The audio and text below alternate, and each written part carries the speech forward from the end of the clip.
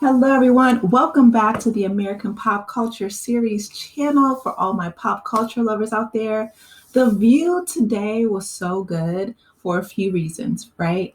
Whoopi Goldberg was very animated. She just was like, she had these sparkles in her eyes as she read the verdict regarding Donald Trump because he appealed to basically say that he, as former president, needed complete immunity. And the courts unanimously, and she kept repeating unanimously, denied and voted against the fact that he would have complete immunity, right? And I'm thinking that's so good because it set such a dangerous precedent that people thought that Donald Trump was essentially above the law. And he used to say that all the time, right? Like he would call himself Teflon Don, that was his nickname.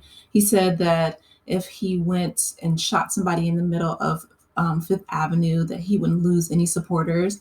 And when he said that years ago, again, in my youthful naivete, I thought he was being facetious. Little did I know that there are plenty of people, a lot of them were climbing the walls of the Capitol on January 6th, that actually would still support him if he did that.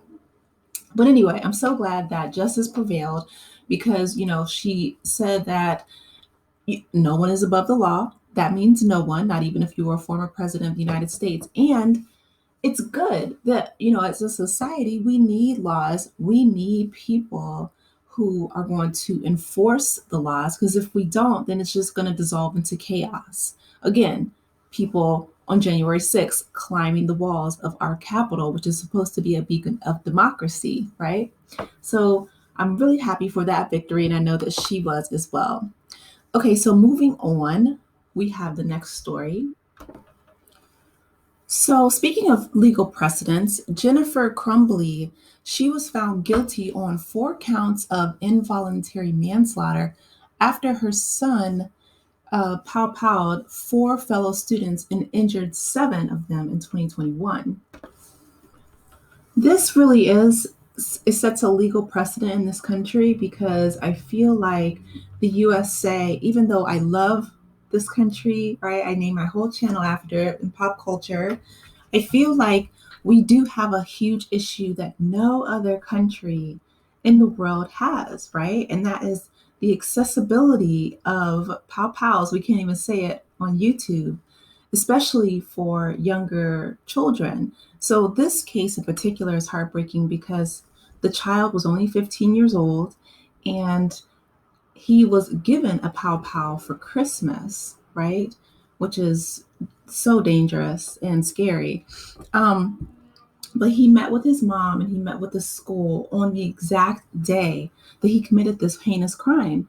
They actually let him go back to school where, they could have prevented this senseless crime of loss of life, not only the children that he committed the offense against, right, taking them out of this world from their parents and their families, but also the loss of his life, the loss of his mother's life, and his father is going to go on trial in March. His father pled not guilty, but I'm glad that all the ladies could come to the consensus that, the pow pows in this country need to be um, better regulated, right? There need to be background checks. There needs to be restrictions because it's such a dangerous weapon. And the fact that they're so accessible is a huge, huge problem. So let's move on to lighter news, right? So I was glad to see Dylan Sprouse from The Sweet Life of Zack and Cody. So he was promoting his upcoming movie, Beautiful Wedding, and he got married in Hungary to his wife, who's a model. Her name is Barbara Palvin. But Alyssa was, of course, gushing because everyone fell in love with him and his twin brother, Cole, on The Sweet Life of Zack and Cody. And it was great, right? It was a cute show on Disney, very nice premise. Brenda Song was on there, who's now engaged to Macaulay Culkin, all these child stars, right? So amazing to watch everybody grow up, have their own families. It's wonderful. So congratulations to him promoting his new movie, Beautiful Wedding. And Congratulations on his nuptials. So Sheryl Lee Ralph, right? She comes out. She's one of the original Dream Girls. Beautiful, right? Radiant in red, promoting Abbott Elementary, which actually airs tonight.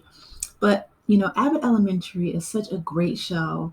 I just remember the picture of Dr. Joe Biden, and she was watching it, promoting it, and education, of course, right?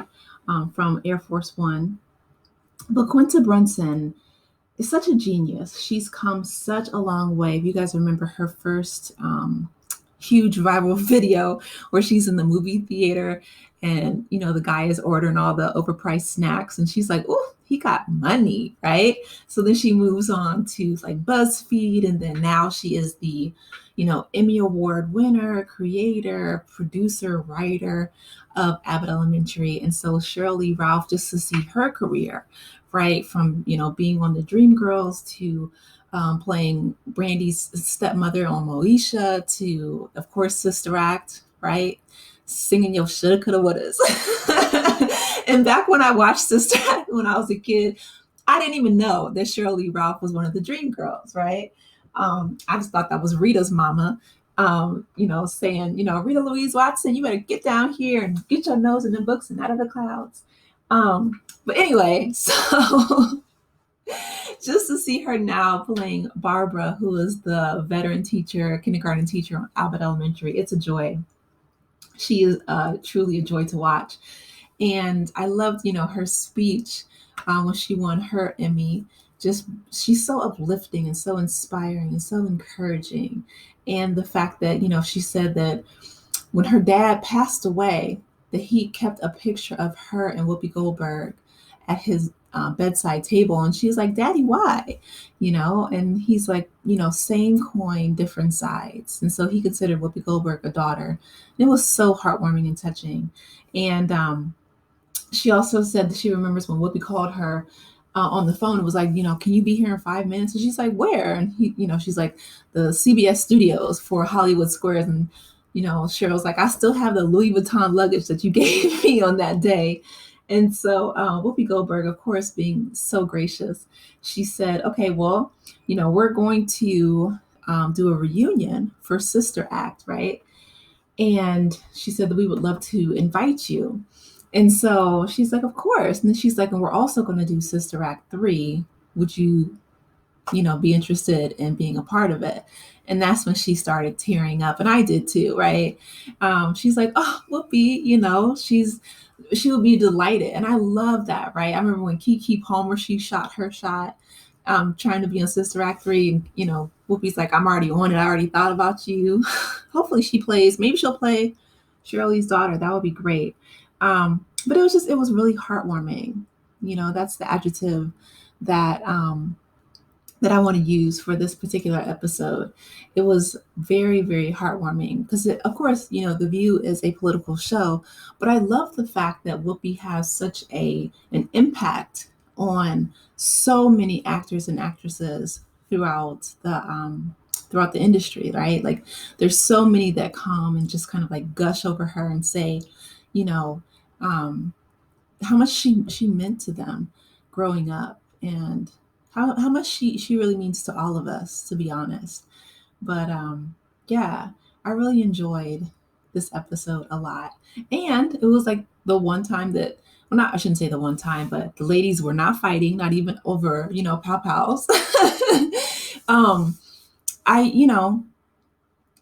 do think that it is a very serious topic, and it is time for not only holding the parents accountable because it's not like they didn't know, right? Like if they put a pow-pow in their child's hand at 15 for Christmas and encourage, such violent behavior, and if it's so unregulated and not protected. So that was negligence on the parents' part. But also just to have the ladies all, get along, come to a general consensus, even about, Trump losing that appeal when it comes to him having complete qualified immunity, because at the end of the day, the president of the United States is essentially the leader of the free world, right? Commander in chief of the largest army on the planet. So there needs to be, a level of respect and maturity and dignity. And for him to just do whatever he wants, you know what I mean? When he already told us that he wants to be a dictator, that's extremely dangerous, not only for the citizens of the US, but for everyone around the globe. So, congratulations and kudos to the judges. They made the right decision. Shout out to all the ladies. I cannot wait to see Sister Act 3. I will definitely recap it and let you guys know my thoughts. But let me hear from you guys. What do you think about Sheryl Lee Ralph coming back for Sister Act 3? What do you think about Albert Abbott Elementary? If you guys want me to recap the show, let me know. But yeah, please be sure to like, share, and subscribe to the channel if you have not done so already. And I will talk with you in the next one. Take care, guys. Bye.